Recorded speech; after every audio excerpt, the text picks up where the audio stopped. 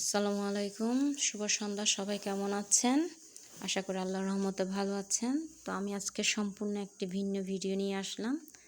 যেহেতু গ্রামের বাড়িতে বেড়াতে আসছি আর ভিডিও করলাম, ভাবলাম আপনাদের সাথে শেয়ার করি। আর শুধুমাত্র কেন আনন্দটা আমি একা নিজে উপভোগ করব, আপনারাও আমার সাথে উপভোগ করবেন। তো দেখতে পাচ্ছেন, যখন ঘুরতে বেরোলাম গ্রামে তখন দেখলাম মরিচ ক্ষেত। আর দেখেন মাশাআল্লাহ, মরিচ ক্ষেতের মধ্যে প্রচুর মরিচ ধরেছে। আসলে এই দৃশ্যগুলো শুধুমাত্র গ্রামেই দেখা যায়, শহরে তো এগুলো দেখা যায় না। তো দেখে আসলে লোভটা আর সামলাতে পারলাম না যে একটা ভিডিও করে ফেলি। আর আমি আরও কি ভিডিও করেছি সেগুলো আপনাদের সাথে শেয়ার করব। তো দেখতে পাচ্ছেন কতটা সুন্দর দেখাচ্ছে মরিচ ক্ষেতের মরিচগুলো। আমার তো খুবই ভালো লাগলো, আশা করি আপনাদেরও ভালো লাগবে। দেখতে পাচ্ছেন কতটা সুন্দর লাগতেছে দেখতে। গাছের মধ্যে মরিচগুলো ধরে আছে। আর এসব মরিচ দিয়ে কিন্তু শাকের সাথে খেতে খুবই ভালো লাগে, গরম ভাত দিয়ে।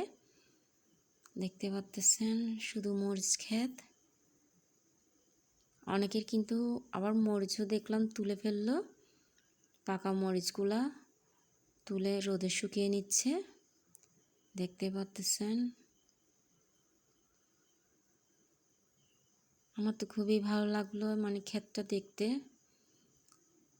আসলে আমরা তো হঠাৎ করে আসি, সব সময় আসা হয় না, তাই এরকম সুন্দর সুন্দর দৃশ্যগুলো আমরা মিস করে যাই অনেক সময়। শুধুমাত্র এই দৃশ্যগুলো দেখতে হলে গ্রামে আসতে হয়।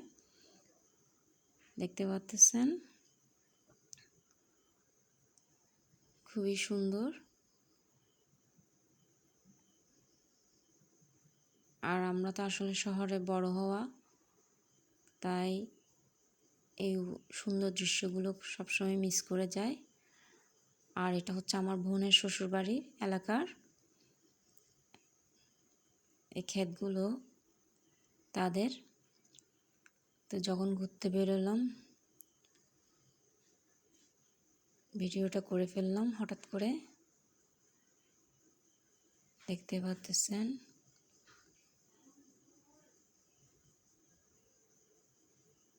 আর ওদের গ্রামটা হচ্ছে মিরসরাইয়ে। দেখতে পাচ্ছেন মাশাআল্লাহ কতটা কালারফুল, খুবই সুন্দর। দেখতে পাচ্ছেন এতটা ভালো লাগতেছে বলার মতো না, খুবই সুন্দর লাগতেছে। আর চতুর্পাশে সবার কথা শোনা যাচ্ছে, গ্রামের বাড়ি বলে কথা। তো আজ এতটুকুই, সবাই ভালো থাকবেন। ধন্যবাদ সবাইকে।